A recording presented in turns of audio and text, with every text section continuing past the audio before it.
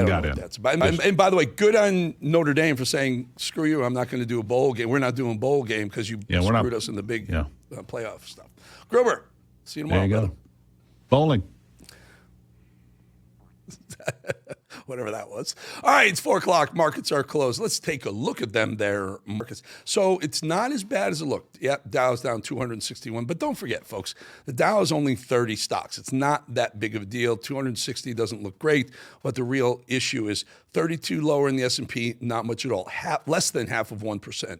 Nasdaq only down 69, a third of 1%. So these are not big moves down, but there's good, right below that, gold down only $18. It's still $4,225. That's very, very good. Gold is holding its own. Good news. Boom. Oil down $1.30, down to under $59. We need this, and everyone's talking now. Everyone's talking what we've been saying. Lower oil goes, gasoline prices are going to come down. I literally saw Trump doing what we talked about all last week. Get with the titans of industry, the gasoline people, the food retailers, the rent retailers, the clothing retailers. Get them to lower their prices because they're taking too much of a margin. We said that last week. We told Bannon get that into the White House. Maybe he did. Crypto, nice little bounce. It says the lower on Bitcoin, but it's really not. When we left you last time on Friday, it was 89,600. So Bitcoin up a little bit, Ethereum, all of them up a little bit. So I would tell you, not a bad day on Wall Street today. Zohran Mamdani will soon be taking office in New York City, making New York an unfriendly place for big businesses and probably the people who pay taxes there, too. The Mamdani migration is making real estate in South Florida skyrocket. Here to discuss this and more is the mayor of Boca Raton, Florida, Scott Singer. All transparency here. I live in Boca, and this is my mayor. When he heard some of these stories, I had to call him up and say, Mr. Mayor, let's talk about this. And he was very, very obliging. Let's talk a little bit about it. Mamdani has pledged to increase taxes for corporations and people making more than $1 million. New York City businesses are fleeing. Tell us about it. Absolutely. People are rightfully concerned. New York City already has the highest marginal rate in the country. He's looking at increasing that to 17% state and local taxes on top of the 30+%. So people are going to be paying a majority of their income tax, aside from the other taxes, sales tax, high cost of living that you're having in New York. And ever since the primary election in June, people and businesses in particular are reaching out to me to find out how they could find a better life in Boca Raton with no state or local income tax and the lowest property tax rate of any full service city in Florida. I expect more people to be responding to our targeted strategic messages to bring job creators and innovators to Boca Raton. And yes, from my friends who are in the residential real estate business, a lot of them have been telling me their phones were ringing off the hook the day after the November election. Talk to us a little bit about the numbers, Scott. We were talking earlier this morning. You said you've been talking to real estate people, and there is quite a move from, call it, pun intended, an exodus out of New York coming to South Florida. There is. And, we're not going to attract all of these people in Boca Raton. As you know, we're a fairly built out community. We've had strong and measured, steady growth over the last decades. People coming here for a better quality of life in Boca Raton and Florida is nothing new. I just think we're seeing another acceleration like we did at the start of COVID of people fleeing high tax, high regulation, and in many places, high crime places for the safety, better government, and quality of life in Boca Raton and in other parts of Florida. I loved what you did, I guess, back over the summer. Do we have a picture of the Times Square billboard that Scott put up? It's basically inviting people, listen, come to Boca, come to South Florida, because you're about to elect a socialist.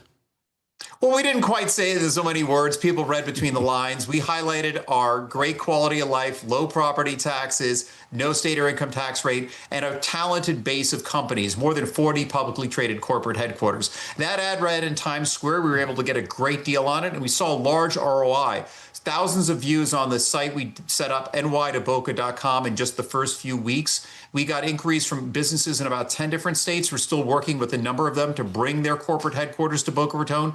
Again, we're focused on job creation to keep our economic engine moving and to provide more opportunities for residents to have a great career here, to keep life affordable by creating more high-paying jobs. Oh, but the property taxes are so horrible in Florida, Scott. How do you handle that? argument. Well, they're not actually. To the contrary, we've got the lowest property tax rate of any full-service city in Florida, and tax rates that are less than other jurisdictions that have an income tax beyond that. Plus, if you're a Florida full-time resident, you have two benefits. You're capped at a 3% annual increase, even if your property values go up 10 and 12%, which is what we've been seeing in recent years. Plus, you can take that accrued savings with you to any other Florida permanent residence. So it's really a great deal for people who want to come here and make Florida full-time residents. And in the meantime, we continue to attract great companies. So no state income tax. Your property taxes are lower. And DeSantis is making a push, if I'm not mistaken, after 2026, I think there'll be something on the ballot to remove property taxes. Yes, that's a bold proposal the governor has unleashed. The Florida legislature right now is talking about a whole variety of proposals to have greater property tax reform. I think it's unlikely that we're going to get a full abolition. I can't rule that out. If so, then the cities, smart cities like ours, are going to look for other streams of revenue to make sure that we can continue to pay our first responders what we need to maintain the best and find other revenue streams to provide services. But in Boca Raton, we've been historically lean. We don't have other fluffy efforts. We focus on making sure we've got great infrastructure, great public safety, we get the trash picked up, and we do so leanly. And that's how we've maintained that low property tax rate. You do very well, Scott. You do very, very well. And I'm an advocate for everything that's going on in Boca.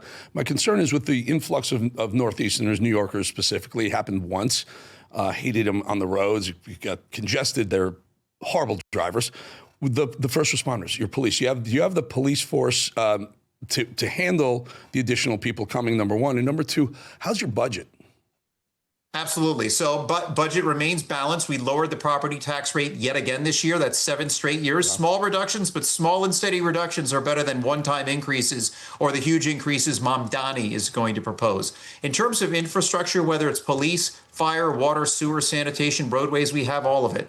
You mentioned traffic where you particularly live. That's a little more built out and out. You know, there are some other governments at play there, but we've done our best within the city limits and throughout Florida to address traffic. Part of it is creative solutions, like not having just urban sprawl by putting offices closer to places of residence, office and business in mixed use. We also work to get a Brightline station for Boca Raton, which has been a game changer. It's attracted jobs by having more businesses being able to draw up and down the line, but it's also reduced people's reliance on cars. And we also have other initiatives like the Boca Connect, more shuttles, reliance on Tri-Rail. So as younger people are driving less than we used to growing up, we're finding more ways that people can have a walkable environment too. Traffic is something that you have statewide, but we do our best to manage it through managed growth. Nowhere near as bad as when you go south from Boca to even through Fort Lauderdale. You get nailed with traffic, and then God forbid you get to Miami. Miami's almost as bad as New York, or maybe worse than New York City with the traffic. You sound like a guy who may be looking at possibly running it for higher office. We're going to get into that. If you can stick around for just a minute through the break, we'd like to get you back and talk to you a little bit about that, and maybe this other thing that a friend of mine who's in Boca this morning sent me a picture of, and he's like, what's this all about? We're going to get to that in a second. If you can stay, Scott, we're good? All right, we'll be right back, folks. But first, silver, a great gift for Christmas seasons. And any season, really, but especially around Christmas. That's why for every $5,000 you purchase between now and December 22nd, Birch Gold will send you an ounce of silver for free, which is up over 60% this year alone, silver is. Gold's up 50%. See what we're doing here? Smart people diversify and have a hedge. That's why I encourage you to buy gold from Birch Gold. I do. I personally do myself. With the rate cuts from the Fed, 2026, the dollar will be worth less and less. And what happens if the AI bubble actually bursts? You better be diversified.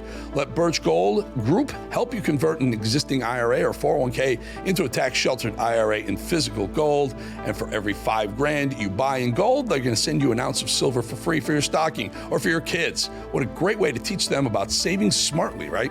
Just text the word America to 989898 to claim your eligibility for this offer. Again, text the word America to the number 989898 today, because Birch Gold's free silver with qualifying purchase promotion ends on December 22nd. Text the word America to 989898. Folks, men come up to me all the time. They ask me, what is the edge? Well, it's very simple. The edge is where pressure turns into performance, where the hardest moments of your life become the sharpest weapons that you can carry forward. Let me show you a little something from this week's episode. In all three arenas of my life, baseball, floor trading in New York, television at the highest level, I performed best when the stakes were the highest. Edge men don't run from pressure, we weaponize it. You want to try and stay sharp? You need pressure in your life. You need challenges. You need a target. You need a number to chase. So that is what the Edge is all about. Not self-help, not motivation, but it's a blueprint for men who operate best when life turns up the heat. This is how you'd like to be wired if you're not already. If pressure wakes you up instead of shutting you down, then you're exactly built for the Edge. Join us. Will you search Eric Bolling, The Edge on YouTube, subscribe, and step into a community of men who refuse to soften. Right there. You just hit that QR code with your phone or youtube.com/@Eric Bolling The Edge. All four of those words, Eric Bolling The Edge. You'll find it. I thank you for your support. Thank you for your viewership here on RAV, and I thank you for your subscription today. Thank you. We'll be back 2.5 minutes.